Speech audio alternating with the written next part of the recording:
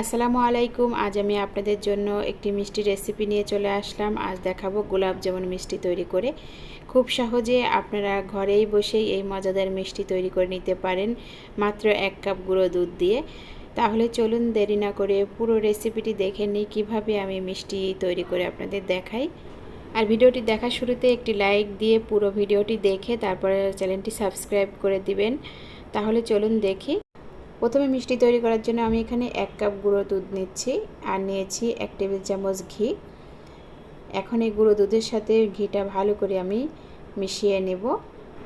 গুঁড়ো দুধের সাথে ঘিটা ভালো করে হাত দিয়ে এভাবে ঘষে ঘষে মাখিয়ে নিতে হবে। এই যে আমার মাখানো হয়ে গেছে। এখন 1 চা চামচ সুজি আমি ভিজিয়ে রেখেছিলাম দিয়ে দিলাম, 1 টেবিল চামচ ময়দা দিয়ে দিলাম, আর দিয়ে দিলাম হাফ চা চামচের একটু কম বেকিং পাউডার, আর দিয়ে দিলাম ছোট একটি ডিম।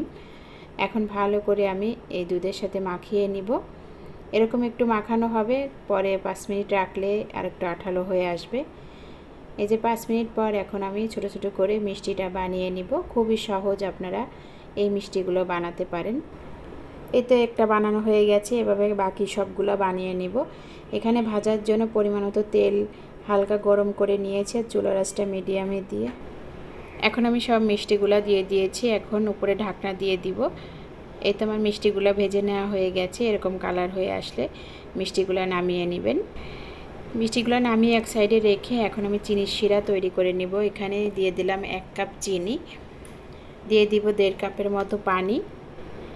এখন আমি চিনির সাথে ভালো করে জাল করে নেব। এখানে আমি সামান্য একটু জর্দার রং দিয়ে দিলাম, দিয়ে দিয়েছি একটি এলাচ। এখন চিনির শিরাটা যখন ভালোভাবে ফুটে উঠবে তখন এই মিষ্টিগুলো দিয়ে দিতে হবে। এখন এইভাবে আমি ঢাকনা দিয়ে প্রায় 8 থেকে 10 মিনিটের মতো মিডিয়াম আঁচে জাল করে নিব। 10 মিনিট পর চুলাটা বন্ধ করে কিছুক্ষণ রেখে দিব চিনির শিরাটা যাতে ভালোভাবে মিষ্টির ভিতরে ঢুকে যায়।